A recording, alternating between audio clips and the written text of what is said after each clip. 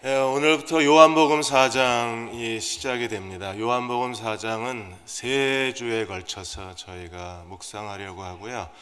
오늘은 4장 1절에서 26절까지 본문으로 말씀을 같이 나누겠습니다. 브라질의 프로 축구팀이 브라질 상파울루를 떠나서 콜롬비아로 가다가 비행기가 추락했습니다. 그래서 선수하고 승무원 71명이 죽고 그래도 6명이 살았는데 비행기 추락한 이유가 연료가 떨어졌습니다. 그래서 비행장을 8km 정도 남겨두고 안데스 산맥 중턱에 추락을 해서 프로축구 선수 전원이 사망하는 사고가 일어났습니다.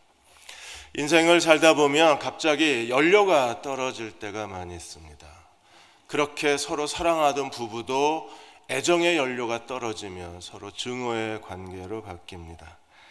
우리가 잘 아는 브래드 피트, 안젤리나 졸리 부부도 그렇게 서로 애정의 관계였고 아이들 입양하면서 모범적인 부부였는데 연료가 떨어지자 아주 진흙탕 이혼 싸움을 하고 있습니다. 신앙도 갑자기 연료가 떨어지면 그렇게 신실하고 하나님께 헌신했던 사람이 한순간 신앙을 잃어버리고 방황하다가 교회 밖으로 뛰쳐나가고 가나안 민족과 합류해서 교회를 외면하는 사람도 우리 주변에 있습니다. 신앙생활의 이 거룩한 연료는 과연 무엇을 의미할까요? 우리는 예수께서 물로 포도주를 바꾸신 가나 혼인잔치에 이어서 옛 언약을 그리스도가 새 언약으로 바꾸시고 유대교에서 기독교로 어떻게 하나님의 은혜가 약속이 성취되었는가를 함께 지켜보았습니다. 2장에서 돌로 만든 하나님의 성전이 이제 육체 성전으로 바뀌었습니다. 3장에서는 아브라함의 혈통적 자손이었던 하나님의 백성이 이제는 예수 그리스도를 믿고 거듭나야 하나님의 자녀가 됩니다. 그리고 오늘 4장에서는 사마리아 여자를 통해서 참된 예배가 무엇인가를 우리에게 설명하고 있어요. 구약의 예배는 짐승의 피와 기름과 고기로 하나님을 예배했습니다. 신약에서는 우리는 어떻게 예배를 드려야 될까요? 예수께서 개인적으로 만난 영광스러운 사람이 3장의 니고데모, 4장의 사마리아 여자입니다. 니고데모는 남자고 유대의 뛰어난 엘리트였고 그리고 바리새인, 율법에 정통한 학자, 상류층, 유대사회 1%의 그런 귀족의 사람이었습니다. 근데 오늘 만난 사마리아 여자는 사마리아인이고 가장 경멸받는 사마리아인에다 율법을 제대로 지키지 않고 부도덕한 여자고 사람들의 비난받는 여자를 만나서 오늘 예수께서 예배드리는 게 무엇인가에 대해 예배학에 대해서 강론을 하고 계신 거예요. 오늘 4장을 크게 두 문단으로 나누겠습니다. 첫째로 생수와 남편에 대한 이야기가 1절에서 18절까지 기록되어 있습니다. 예수께서 갈릴리로 지나가시다가 사마리아를 통과하시게 되었는데 너무 덥고 피곤해서 오래된 그 야곱의 운물에 쉬시다가 대낮에 물을 길러온 사마리아 여자를 만나요. 유대나 사마리아나 너무나 대낮엔 태양이 뜨겁기 때문에 물을 길러 나오지 않습니다. 저녁이나 해줄 무렵에 물을 깃지 대낮에 물을 길러 나오는 사람은 동네 사람들을 피해서 나오는 거예요. 사람들의 비난, 손가락질, 업신여김을 피해서 몰래 아무도 다니지 않는 그런 대낮에 물을 길러 나온 사마리아 여자를 만납니다. 이 여자를 만나서 예수께서 7절에 보시면 사마리아 여자 한 사람이 물을 길러 왔으면 예수께서 물을 좀 달라. 굉장히 충격적인 사건입니다. 왜냐하면 사마리아 사람을 유대 사람이 말을 건다는 것도 충격이었지만 남자가 여자에게 말을 거는 건 그 당시 사회에서는 더 충격적 사건입니다. 유대인들은 사마리아 사람을 싫어했습니다. 왜 그랬나요? 솔로몬 이후에 남왕국, 북왕국으로 나뉘어진 다음에 이 북왕국의 10개 지파는 BC 722년에 아시리아에게 완전히 점령을 당하면서 아브라함의 혈통을 잃어버렸어요. 왜냐, 아시리아의 정책 자체가 혼합 정책이었기 때문에 그래서 여러 민족과 섞이면서 혈통의 순수성을 잃어버렸습니다. 그런데다가 BC 400년에 그리심산에다가 사마리아 성전을 건축함으로 인해서 사마리아 성전과 예루살렘 성전의 대결로 인하여 종교적 분열이 더 커졌어요. 그리고 유대 랍비들은 남자들에게 철저하게 이렇게 가르쳤습니다. 절대로 길거리에서 여자에게 인사하지 마라. 아내하고도 대화하지 마라. 어떤 여자하고도 대화를 하지 말라고 가르쳤습니다. 그게 유대인의 전통이었어요. 그런데 예수님은 사마리아 사람하고 대화를 하는데 더구나 여자하고 대화를 나누는 겁니다.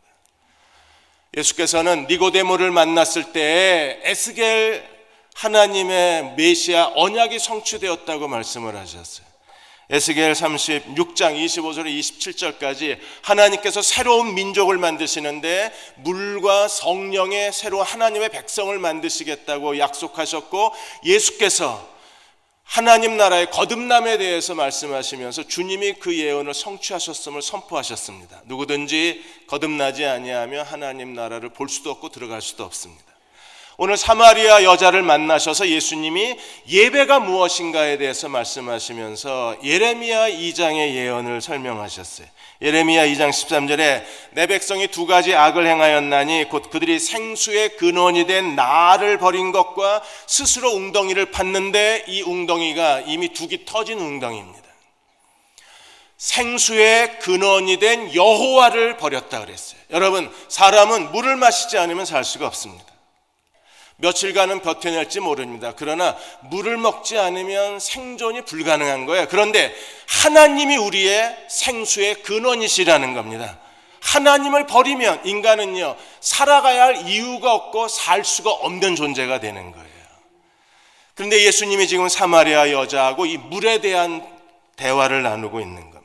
예수께서 이 사마리아 여자하고 물에 대해서 두 가지 주제의 대화를 나누는데, 첫 번째 주제는 누가 물을 줄 것인가 라는 대화. 지금 예수님은 사마리아 여자에게 물을 달라 그랬어요. 근데 만일에 사마리아 여자가 예수님이 누구인 줄 알았다면 네가 나한테 물을 달라고 요청했을 거다. 그게 10절입니다. 예수께서 대답하여 이르시되 네가 만일 하나님의 선물과 또 네게 물을 달라고 말한 내가 누구인 줄 알았더라면 너는 나에게 생수를 달라고 요청했을 것이요 내가 너에게 생수를 주었을 것이다.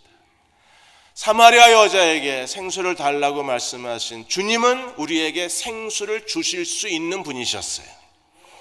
그리고 두 번째 주제가 무엇입니까? 어떤 물을 주느냐입니다.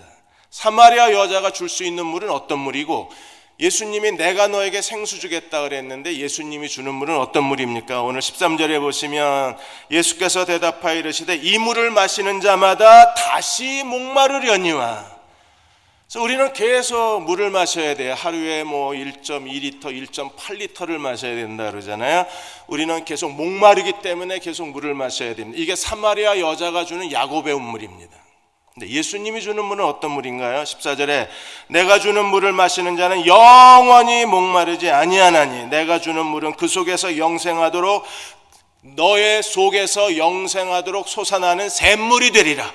그래서 영원히 목마르지 아니하는 물, 영원히 샘솟는 물을 내가 너희에게 주리라. 주님이 그렇게 약속하셨어요.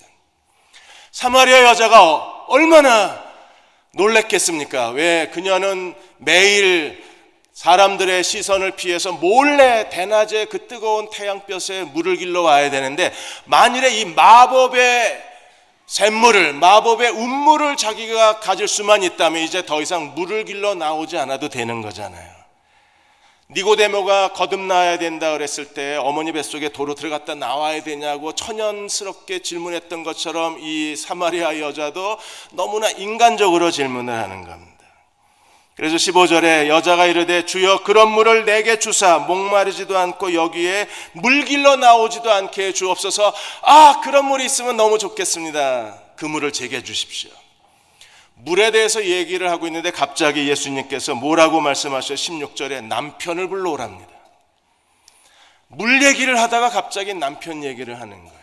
여자가 놀라서 남편이 없다고 그랬습니다. 예수님이 모든 걸 아시고 그녀에게 이렇게 말씀하셔요. 18절에 너에게 남편 5이 있었고 아마 성경에 제일 이혼을 많이 한 여자가 이 여자일 거예요. 너는 이미 5 남편이 있었고 지금 있는 자도 내 남편이 아니니 네 말이 참되다. 그러니까 6번째 남자랑 사는 겁니다. 물을 얘기하다가 갑자기 남편 얘기로 돌아갔습니다. 왜 그래요? 그녀는 만족이 없는 여자예요. 정말 목마른 여자였었어요. 5번이나 결혼을 했지만 그러나 그녀의 목마름을 채워주지 못했습니다. 6번째 남편을 가졌지만 그러나 그 남자도 자기를 채워주지 못하는 거예요.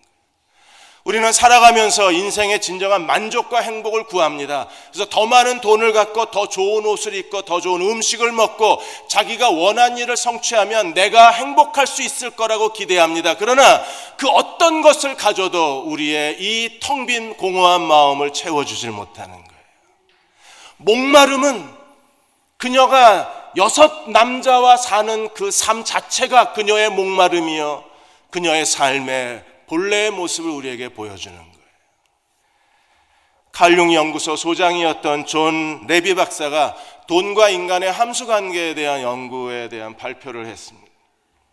사람은 더 많은 돈을 가지면 행복할 거라고 생각을 합니다. 그런데 현대인이 더 많은 물질을 갖고 있고 더 많은 음식을 먹으면서 현대인들에게 일어나는 새로운 질병이 있는데 이것을 아프루엔자, 풍요병이라고 얘기합니다.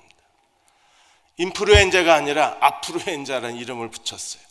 풍요병에 일단 사람이 걸리게 되면 독특한 증상이 나타나는데 돈이 전부고 돈밖에 모르는 사람이기 때문에 그는 돈에 자기의 모든 걸 걸고 사는 그 현대인의 모습은 사람에 대해서 의심에 빠지게 되고 사람을 신뢰하지 않게 되고 사람을 더 이상 의존하지 않는다는 거예요. 사람에 대해서 희생할 줄도 모르고 사람에 대해서 자기를 내어줄 줄도 모르고 더 이상 사람을 사랑할 줄도 모르고 사람에 대한 존중심을 다 잃어버리게 된다는 거예요. 돈밖에 모르는 사람은 이기적입니다. 그 사람은 철저하게 계산적입니다. 자기에게 도움이 되지 않는 사람에게는 절대로 접근을 허락하지 않습니다. 그러다 보니까 주변에 사람이 없게 되고 점점 사람의 숫자가 줄어들어 갈수록 이 사람은요 더 외로움에 빠지고 삶의 공허함에 빠져서 뭘 해도 뭘 입어도 그 삶의 공허함을 채우지 못하고 매사의 인생의 지루함에 몸부림치게 되는 것, 이게 풍요병이라 그랬어요. 인류의 역사를 파괴하는 2가지 중대한 요소가 있는데 하나가 환경의 변화고 또 하나가 인간의 탐욕입니다. 탐욕에 빠진 사람들은 자기 인생만 괴롭히는 게 아니라 주변 사람들을 다 고통스럽게 만드는 거잖아요. 어저께 6번째 촛불 행진이 있었습니다. 주최 측 추산에 232만 명이 전국에서 모였습니다.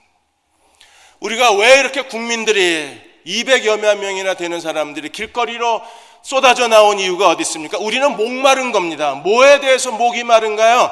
진정한 정치의 진실을 원하는 겁니다. 국민을 위한 정치를 원하는 겁니다. 국가의 정익을 우리는 찾고 싶은 겁니다.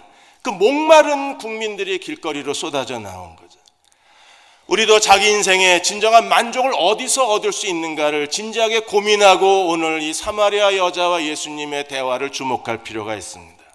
2번째로 예수께서 이 사마리아 여자에게 영과 진리에 대한 이야기를 했습니다. 이 세상은 우리에게 더 이상 우리가 원하는 걸 줄 수가 없습니다. 우리가 원하는 진정한 인생의 만족은 어디서 얻을 수 있나요? 오직 하나님을 예배하는 참된 예배에서만 우리는 우리에게 약속해 주신 내 속에서 영원히 솟아나는 생물이 되리라. 우리는 하나님을 예배하는 데에서 인생의 참된 만족을 얻을 수 있습니다. 예배가 거룩한 생수입니다. 이 거룩한 생수를 마신 자마다 영원히 목마르지 않을 수 있습니다. 하나님이 우리를 구원해 주신 목적은 우리를 예배자로 부르셨기 때문에 우리가 전심을 다해서 온 마음으로 하나님을 온전히 예배할 때 예배로부터 오는 감동과 예배가 주는 기쁨이 우리 안에 충만하게 될 때 우리는 이 세상 어떤 것을 우리가 갖지 못하고 할지라도 우리는 언제나 행복하고 언제나 기뻐할 수 있어요. 예배의 의무를 다해야 합니다. 시편 95편 6절과 7절에 오라 우리가 굽혀 경배하며 우리를 지으신 여호와 앞에 무릎을 꿇자 그는 우리의 하나님이시요 우리는 그의 기르신 백성이며 그의 손이 돌보시는 양이기 때문이라. 우리가 겸손하게 하나님 앞에 엎드려 온전한 예배를 하나님께 드리고 하나님을 경배할 수만 있다면 하나님이 나의 하나님이 되시고 하나님이 나를 기르시는 아버지가 되시고 하나님이 나를 돌보시는 그분의 양떼가 될 때 우리는 매일매일의 삶에서 하나님의 은혜와 하나님의 복을 누리고 하나님의 돌보심과 하나님의 기적을 누리며 살 수 있는 거예요. 온전한 예배를 드렸을 때 하나님이 우리에게 복을 주시는 겁니다. 구약의 성막은요, 하나님 앞에 예배를 드리도록 예배 중심적 설계와 모형을 가진 겁니다. 하나님은 예배를 통해서 제사를 통해서 자기 백성을 만나셨습니다. 그래서 성막은 하나님이 자기 백성을 만나는 자리였고 성막은 하나님 앞에 제사를 드리는 곳이었어요. 신약에 우리가 하나님의 걸어다니는 성전입니다. 내가 성전입니다. 그 말은요, 내가 하나님 앞에 예배자로 살아야 할 거룩한 의무를 강조하는 거예요. 내가 성전이면 내가 하나님을 예배하는 예배가 내 삶의 최우선적 의무입니다. 그러므로 우리를 예배자로 부르셨고 우리는 예배를 통해서 하나님을 섬겨야 합니다. 로마서 12장 1절에 너희 몸을 하나님이 기뻐하시는 거룩한 산 제사 제물로 드려라. 이는 너희가 드릴 영적 예배니라. 하나님이 우리를 걸어다니는 성전으로 만드셨으며 우리는 우리의 일주일의 삶이 하나님께 드리는 예배여야 하고 우리의 삶 전체가 하나님께 드리는 예배여야만 합니다. 우리가 온전히 예배했을 때 하나님은 우리 속에 영원히 목마르지 아니하는 샘물로 우리를 채워주실 수가 있는 거예요. 미국의 저널리스트여 방송인이었던 말콤 머거리지가 자기가 예수 그리스도를 만나고 나서 어떻게 변화됐는가에 대해서 간증을 했습니다. 그는 성공한 사람이었어요. 오늘 장로님 기도하시면서 우리는 세상의 성공 방식대로 살아간다 그랬습니다. 말콤 머거리즈는 정말 성공한 사람입니다. 길거리에 지나가면 사람들이 다 알아봤습니다. 이걸 자기는 명성이라고 그랬습니다. 그리고 미국에서 가장 세금을 많이 내는 사람의 명단에 자기 이름이 있습니다. 그는 이것을 자기가 성공한 사람이라고 말했습니다. 자기가 원하면 이 세상 어떤 쾌락도 누릴 수 있는 사람이라 그랬습니다. 그는 그것을 자기의 세상의 즐거움이라고 불렀습니다.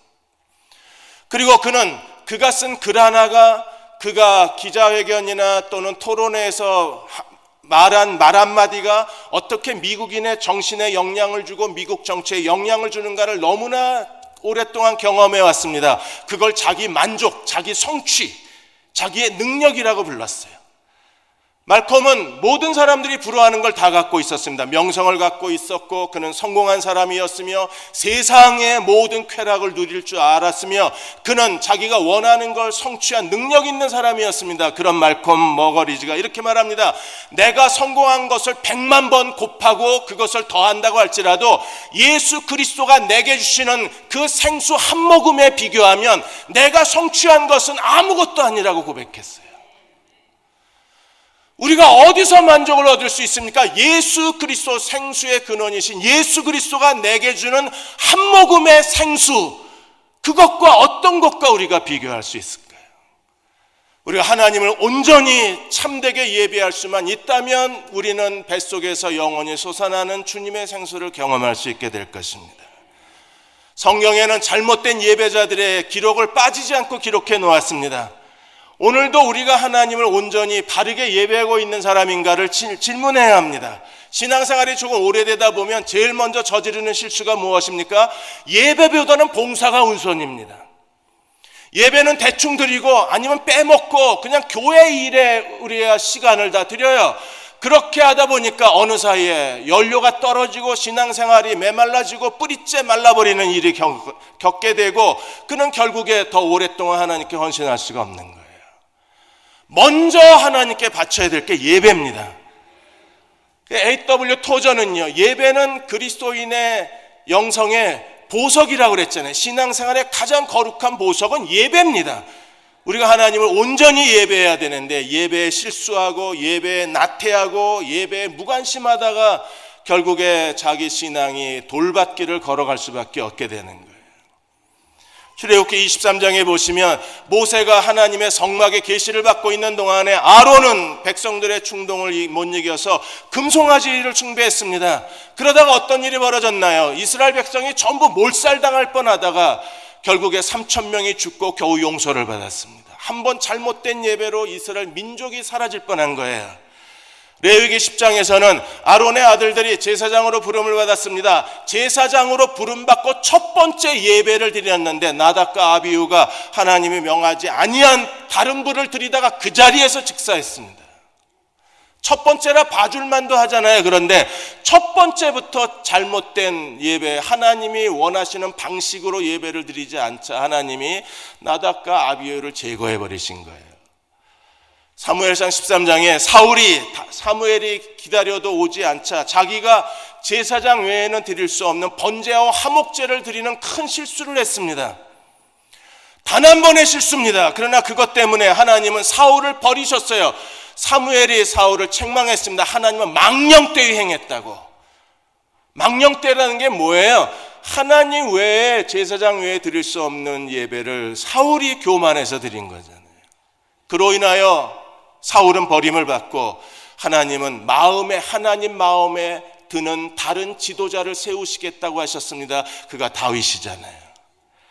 우리가 하나님의 영광을 보고 하나님의 사랑과 은혜를 깨달은 사람들은 온전히 하나님을 예배할 수 있는 겁니다. 사마리아 여자가 20절에서 어디서 예배하느냐고 질문합니다. 예루살렘이냐 그리심산이냐 질문을 했을 때 예수께서 이렇게 말씀을 하셨습니다. 이 산에서도 말고 예루살렘에서도 말고 하나님 예배할 때가 왔다. 그러면 오늘 우리는 어떻게 예배를 드려야 합니까? 23절에 아버지께 참되게 예배하는 자들은 영과 진리로 예배할 때가 오나니 곧 이때라. 지금 우리 시대는요, 하나님 앞에 영과 진리로 예배를 드려야 그게 참된 예배입니다. 그리고 아버지께서는 자기에게 이렇게 예배하는 자들을 찾으신다 그랬어요. 하나님은 지금도 찾고 계실 겁니다. 지금 대흥 예배당 안에서 하나님이 이렇게 예배하는 자들을 찾고 계신다면 누구를 만날 수 있을까요?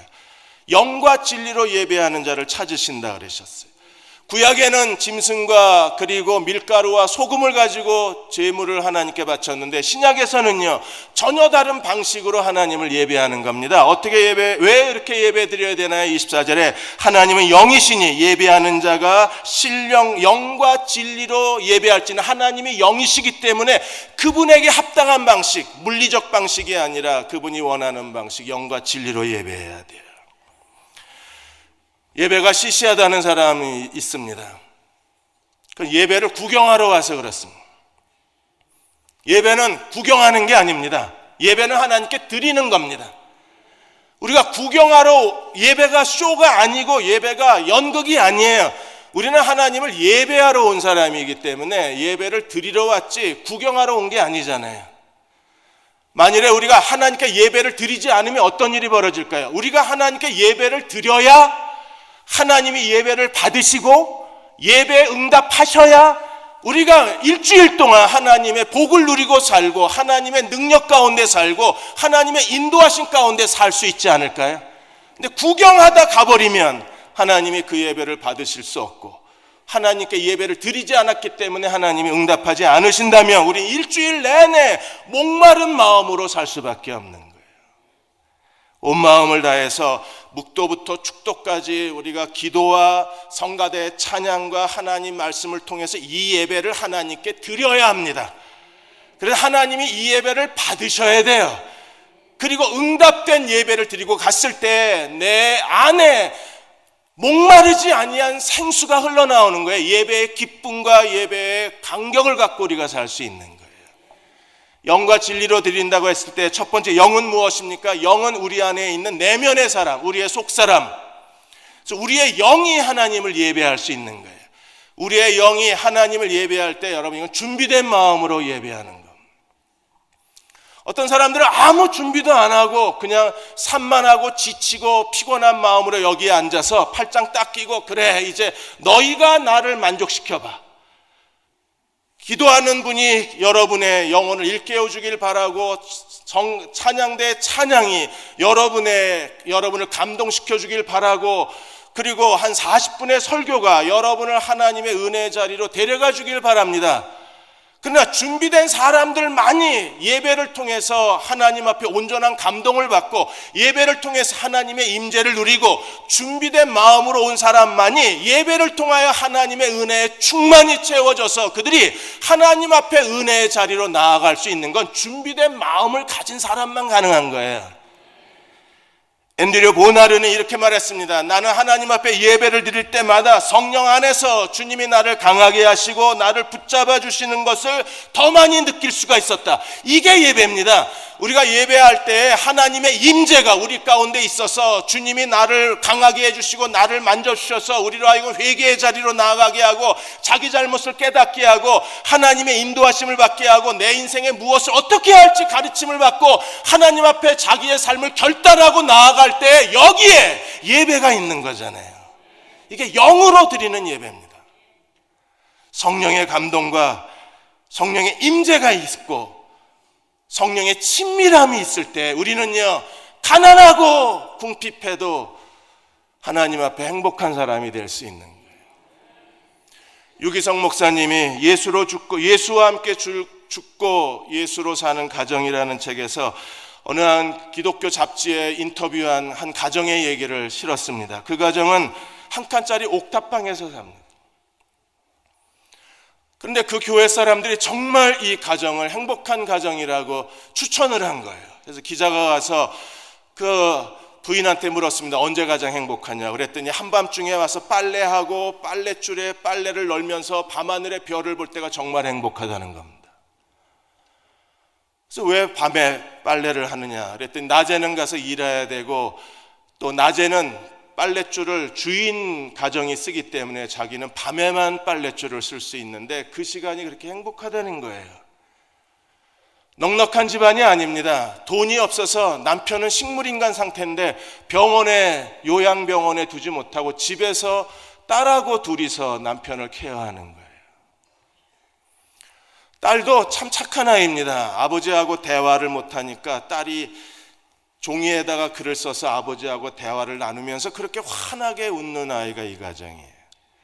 그래서 기자가 행복할 것이 하나도 없는 것 같은데 당신이 행복한 이유가 어딨냐고 했을 때 나는 하나님의 사랑을 알고 그분이 예수 그리스도로 말미암아 나를 구원해 주셨고 오늘 하나님을 예배할 수 있는 게 내 행복이라고 그랬어요. 영으로 드리는 사람들입니다. 우리는 하나님께 예배하는 영을 갖는 사람이 되어야 합니다. 두 번째로 진리로 예배를 드리라 그랬습니다. 진리로 예배를 드린다고 했을 때 진리로 예배를 드린다는 게 무슨 뜻입니까? 잠 메가더는 진리로 예배를 드린다는 것은 예배는 하나님의 말씀에 대한 반응이요 하나님의 계시된 말씀의 통찰에 대해서 응답하는 거라 그랬어요. 그러므로 하나님의 계시된 말씀이 없으면 하나님 앞에 온전한 예배가 없다고 그랬습니다. 하나님 말씀을 듣고 깨닫고 그 말씀을 아멘으로 응답하고 그 말씀이 일주일 동안 역사하는 것이 우리가 드리는 하나님 앞에 온전한 예배가 되는 거예요. 그러므로 예배는요 그냥 여러분 예배 회중을 즐겁게 해주는 게 아니라 예배는요 우리가 마음을 다해서 하나님 말씀을 듣고 깨닫고 그 말씀에 응답하는 게 우리의 예배인 거예요. 사도행전 2장 42절에 그들이 사도의 가르침을 받아 서로 교제하고 떡을 떼며 오직 기도하기를 힘썼더라. 어디서 예배가 시작됩니까? 사도의 가르침을 받는 데부터 예배가 시작이 되는 거예요. 그들이 사도의 가르침을 받고 서로 교제하고 떡을 떼고 기도했을 때 초대교회에 하나님 믿는 자를 더하게 하신 겁니다. 누가복음 24장 32절 33절에 엠마오로 가는 두 제자가 이렇게 고백했습니다. 우리에게 말씀하시고 우리에게 성경을 풀어주실 때 우리 속에서 마음이 뜨겁지 아니하냐? 여러분 예배가 무엇입니까? 설교자가 성경을 가지고 차례대로 성경을 풀어서 설명해 줄 때 우리 마음이 뜨거워져야 돼요. 마음이 뜨거워졌을 때 그 뜨거운 마음이 어디로 갑니까? 엠마오로 가는 두 제자는 더 이상 엠마오로 갈 수가 없었어요. 이미 마음이 뜨거워졌어요. 그래서 그들은요 피해서 도망온 예루살렘으로 다시 발걸음을 돌렸습니다. 33절에 그때로 일어나 예루살렘으로 돌아갔다 그랬어요. 다시 헌신의 자리로 가는 겁니다. 다시 하나님 앞에 충성의 자리로 돌아가는 겁니다. 무엇을 가지고? 말씀에 뜨거워진 마음을 가지고. 잔 메가더는 극단적으로 이렇게까지 얘기했습니다. 모든 설교자들은, 예배에 설교하는 설교자들은, 그들은 하나님의 말씀을 성경대로 차례대로 풀어서 설명해야 할 강해 설교에 의무가 있다 그랬어요. 적어도 성경을 풀어서 설명해 줘서 교인들이 말씀에 대한 통찰력과 말씀에 대한 계시를 가져야, 그래야 예배에 응답하고 말씀에 응답을 해야, 그래야 하나님의 기름 부으신다는 거예요. 잔 스타트 목사도 두세 개 사이에서라는 책에서 예배에 대해서 이렇게 정의를 했습니다. 예배는 하나님의 계시에 대한, 하나님 말씀의 계시에 대한 지적인 동의, 애정의 동의, 머리로 깨닫고 마음으로 그 말씀을 사모하는 겁니다. 하나님 말씀을 깨닫고 하나님 말씀을 사모한 다음에 하나님의 이름을 경배하게 됐을 때, 그때 참된 예배가 이루어진다고 했습니다. 그러므로 올바른 설교가 없으면, 하나님 말씀을 말씀 그대로 해석해주고 설명해주는 능력 있는 설교가 없으면, 강해 설교가 없으면 하나님을 받으시는 예배가 될 수 없다는 겁니다.